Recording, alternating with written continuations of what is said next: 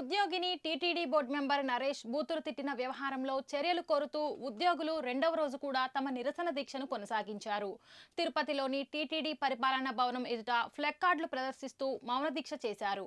రాష్ట్ర ప్రభుత్వానికి జరిగిన ఘటనపై నివేదిక పంపి న్యాయం చేస్తామని బోర్డు మెంబర్లు టీటీడీ ఉన్నతాధికారులకు చర్చించి హామీ ఇచ్చారని ఉద్యోగ సంఘ నాయకులు తెలిపారు. కానీ తమకు న్యాయం జరిగేంత వరకు దశలవారీ నిరసన కార్యక్రమాలు చేస్తూనే ఉంటామని వారు హెచ్చరించారు. సమయం ఇది కాదు కాబట్టి తిరుమల తిరుపతి దేవస్థానం ఉద్యోగస్తులందరూ కూడా కులాలకు అతీతంగా, మతాలకు అతీతంగా, క్యాస్ట్కి అతీతంగా, ఇది మన క్యాటర్కి అతీతంగా అందరూ వచ్చి ఒక ఎంప్లాయీకి ఇంత అవమానం జరిగింది, దీన్ని ఎక్కడైనా ఖండించాలని తిరుమల తిరుపతి దేవస్థానం ఉద్యోగస్తులు ప్రతి ఒక్కరూ కూడా స్పందించిన దానికి చాలా సంతోషం.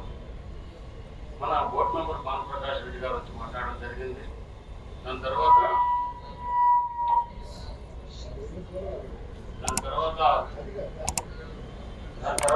అర్షల్ ఉద్యోగ గారు వచ్చి కూడా మాట్లాడడం జరిగింది. మేమందరూ కూడా ఆయన దేశవ్యాప్తంగా రాజీనామా సమర్పించాలి అని చెప్పడం జరిగింది. కానీ ఉద్యోగస్తులందరూ కూడా ఒక తాటిపైన వచ్చి ఆయన రాజీనామా చేయాలని చెప్పడం జరిగింది. కానీ అర్షల్ గారు ఒక విధంగా మీరు ఆలోచించండి, ఇది మా పరిధిలో లేదు, గవర్నమెంట్ పరిధిలో ఉంటుంది కాబట్టి దాన్ని కూడా మీరు సానుకూలంగా ఆలోచించి సముచిత